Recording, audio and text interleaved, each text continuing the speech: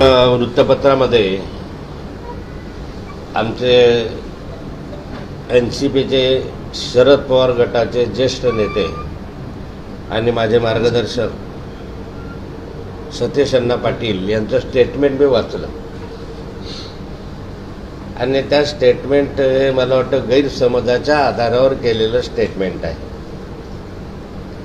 कारण त्यांनी जर वस्तुस्थिती जाणून घेण्याचा प्रयत्न केला असता तर त्यांना पूर्ण माहिती मी दिली असती.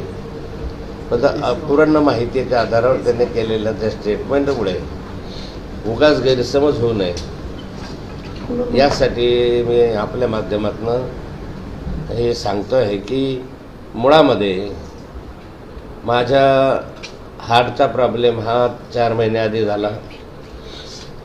त्यानंतरच्या कालखंडामध्येही माझे 2 ब्लॉकेज अजून शिल्लक आहे, ते काढायचे आहे. त्याचं ऑपरेशन आता करायचं आहे.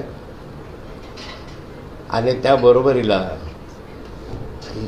नंतरच्याही कालखंडामध्ये माझी इच्छा होती की मी उभं राहिलं पाहिजे, म्हणून मी परत 1-1.5 महिन्यापूर्वी थेलियम टेस्ट केली आणि थेलियम टेस्ट करून डॉक्टरांचे सल्ला घेतले की मी उभं राहू शकेल की नाही राहू शकेल. आणि डॉक्टरांनी त्या टेस्टच्याद्वारे सांगितले की तुम्हाला या ठिकाणी हा ताण सहन होणं शक्य नाही आणि त्यामुळे तुम्हाला या ठिकाणी BP किंवा अन्य प्रॉब्लेम्समुळे एवढा लोड तुम्हाला सहन करता येणार नाही. त्यामुळे निवडणूक उभं राहण्यास त्यांनी अनुकूलता नाही दाखवली. आणि हाच विषय ज्या दिवशी माझी थेलियम टेस्ट झाली आणि माझे रिपोर्ट दुसऱ्या दिवशी आले त्या दिवशी माननीय जयंतराव पाटलांना आणि माननीय शरद पवार साहेबांच्या कानावर 1.5 महिन्यापूर्वी मी घातलं मी उभा राहू शकत नाही. आणि माननीय शरद पवार साहेबांनी 2 डिसेंबरला एक स्टेटमेंट केलं की या ठिकाणी नाथाभाऊंचा डॉक्टरांनी वैद्यकीय सल्ला घेऊन त्यांनी परवानगी दिली तरच ते निवडणुकीला उभे राहतील. हा मी नव्हतं सांगितलं, माननीय शरद पवार साहेबांनी सांगितलं होतं. म्हणजे त्या कालखंडामध्ये त्याच्यानंतरही काही 1.5 महिन्यात भरपूर घटना घडल्या. त्या घटना घडत असताना माझ्या त्या 139च्या संदर्भामध्ये काही प्रॉपर्टी जप्त झाली किंवा त्या संदर्भामध्ये काही प्रॉब्लेम्स निर्माण झाले. नंतर माझ्या मिसेसचं सुद्धा ज्यावेळेस थेलियम टेस्ट केली, थायलियम काय म्हणतात, चेस्ट केली तर तिला पण 2 ब्लॉकेज आहे. म्हणजे त्यामध्ये पण त्यांना प्रॉब्लेम असल्यामुळे त्याचं तातडीनं ऑपरेशन करणं गरजेचं आहे असंही डॉक्टरांनी सूचित केलं. एकंदरीत हे सगळे विचार पाहता मेडिकल माझं, माझ्या बायकोचं हे सगळं पाहताना माननीय शरद पवार साहेबांच्या कानावर हे वारंवार घातलेलं आहे. आणि पवार साहेबांना याची स्पष्ट कल्पना दिली होती की सगळं वातावरण पाहत असताना मला आता निवडणुकीला उभं राहणं शक्य नाही. आणि पवार साहेबांनी 2 डिसेंबरला तसं सूचितही केलं. अगदी 4-5 दिवसापूर्वी ज्यावेळेस इथे बैठक झाली तर या बैठकीतही मी सांगितलं की मला आता शक्य नाही. त्यावेळेस काही रक्षाताईचं नाव डिक्लेअर झालेलं नव्हतं त्यावेळेस. आणि लोकमतनं तर टाकलंच होतं की नाथाभाऊंनी सांगितलं की मी निवडणुकीतून माघार घेतो आहे, तुम्हाला जर आठवत असेल तर आत्ता 5-7 दिवसापूर्वी. त्यामुळे स्पष्ट होतं की मला त्या निवडणुकीमध्ये उभं राहायचं नाही. माझी इच्छा जबर होती निवडणुकीला उभं राहायची. आणि मी निवडणुकींना कधीही घाबरणारा माणूस नाही, कुणी समोर कुणी असो. आजपर्यंत मी घाबरलो, मी निवडून येत आलेलो, मी कधी घाबरलो नाही निवडणुकींना.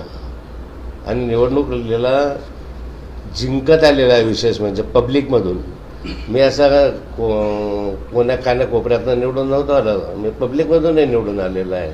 आणि जवळपास 30 वर्ष मी जनतेमधनं सातत्यानं निवडून आलो, हजारो मताधिक्यानं निवडून आलो. मी काही घराणेशाहीवर निवडून नाही आलो. माझ्या कोणी घराणे, माझे वडील काही ग्रामपंचायतचे सरपंच नव्हते, का सदस्य नव्हते, कुठली घराणेशाही आहे. आणि आमच्या कर्तृत्वावर आम्ही निवडून येत गेलो, पक्षाच्या नेतृत्वाच्या विश्वासावर आम्ही निवडून घेत गेलो, कार्यकर्त्यांच्या परिश्रमानं निवडून घेत गेलो. आणि अजूनही पुढे असा काही प्रसंग आला, तब्येत चांगली झाल्यानंतर मी निवडून येणार 100%, अशी माझी तब्येत चांगली झाल्यानंतर असा मला विश्वास आहे. आणि त्यामुळे सतीश अण्णांनी जे काही केलेलं आहे चुकीचं वक्तव्य आहे, उगाच गैरसमज पसरू नये.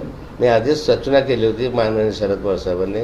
आणि मी उभं राहावं का नाही राहावं हे मला कोण सांगणार, तुम्ही कोणी सांगणार मला. माझा पक्ष सांगेल ना मला. माझा पक्ष जसा आदेश देईल त्याप्रमाणे काम करणारा मी माणूस आहे. मी अशातला माणूस नाही. भाऊ, संजय पवारांची पण प्रेस झाली काल आणि त्यांनी सांगितलं की एकनाथराव खडसेंनी फळ काढलेलं आहे, रणछोडदास म्हटलेलं आहे त्यांनी तुम्हाला. संजय पवार हा काही फार मोठा माणूस नाही आहे की त्याला नाथाभाऊ. मी एक गटनेता आहे महाराष्ट्राचा, विधान परिषदेतला मंत्री राहिलेला आहे, विरोधी पक्षनेता राहिलेला आहे. संजय पवार एक किरकोळ माणूस आहे माझ्या दृष्टिकोनातलं. त्याला कधी आयुष्यामध्ये एकही निवडणूक पब्लिकमधनं निवडून आलेला नाही आहे. पब्लिकमधून जर माणूस निवडून आला तर त्याला खरी किंमत असते. मागच्या दरवाजाने यायचं, शरद पवारांच्या जीवावर निवडणुका लढवायच्या. आतापर्यंत शरद पवारांच्या जीवावरच लढलं की नाही. आतापर्यंत मला म्हणतो की राजीनामा दिला पाहिजे वगैरे, पण मी काही त्यांच्या मतांना निवडून आलो नव्हतो. मी शरद पवार साहेबांच्या मतांवर निवडून आलेलो होतो. ज्या दिवशी मी निवडून आलो ते सर्वचे सर्व मतं शरद पवार साहेबांचे होते, हे यांचे नव्हते. उलट ह्यांनी शरद पवार साहेबांची गद्दारी केली आणि ह्यांनी अजित पवारांचा गट वेगळा निर्माण करून शरद पवार साहेबांवर विश्वासघात केला. त्यामुळे आणि त्याचे फार एवढं विस्तृत सांगणे एवढंही तो की फार माणूस मोठा नाही त्याचं चारित्र, किंवा त्याने आतापर्यंत इकडून तिकडे जाणं, तिकडून इकडे जाणं, अर्ध्या रात्री बदलणं. नाथाभाऊच्या भरोश्यावर जिल्हा बँकेत निवडून आलं, राजीनामा दे ना म्हणा. हे जनजाला स्पष्ट माहिती की नाथाभाऊच्या पॅनलमध्ये आलं निवडून, पॅनल सोडून गेलं. मग तू काय राजीनामा दे.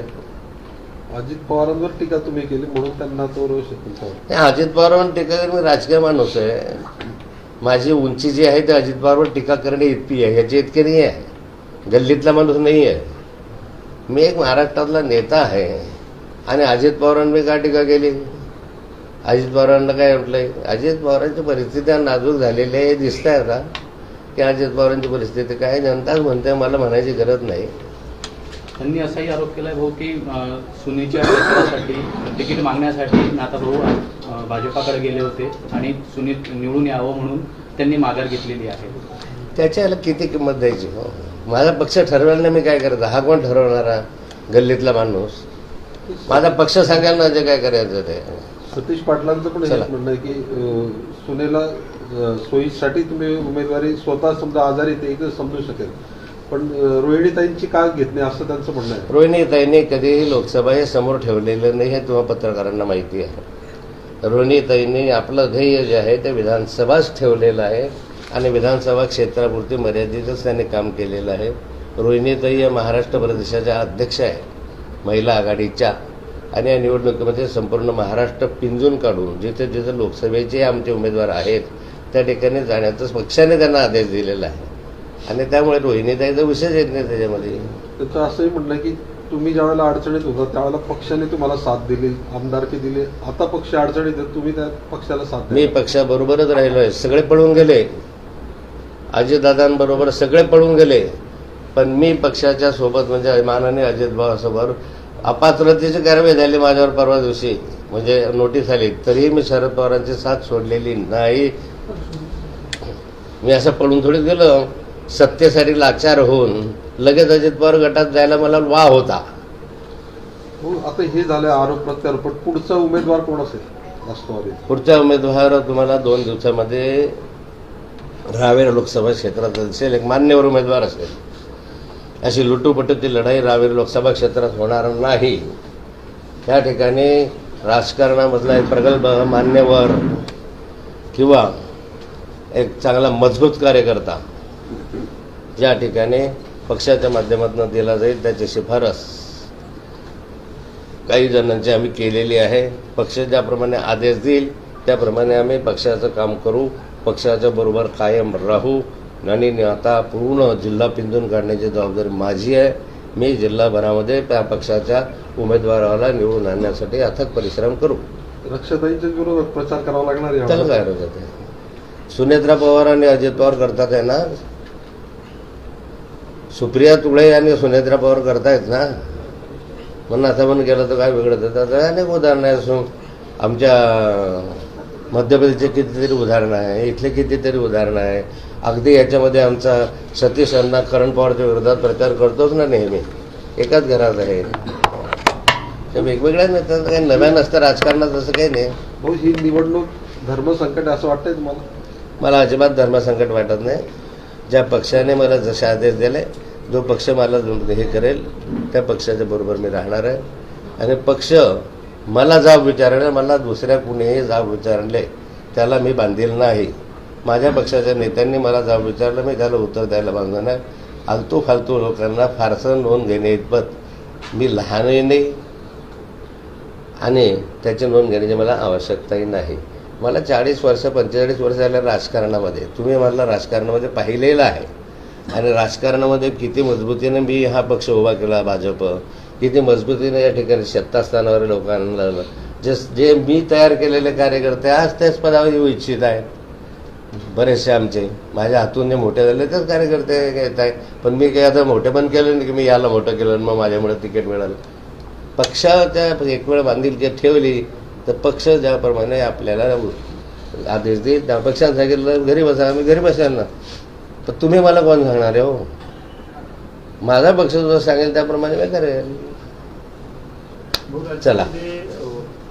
वंचितचं आपल्यासोबत अजून काही जमत नाही.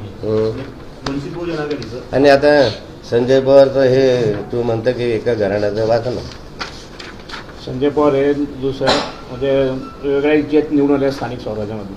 जिल्हा बँकेचे चेअरमन आहे, स्वतः म्हणजे संचालक. संजय पवारकडे स्वतः त्या एकट्याकडे किती पद आहे? दुसऱ्याला बोलण्याचा काय अधिकार आहे?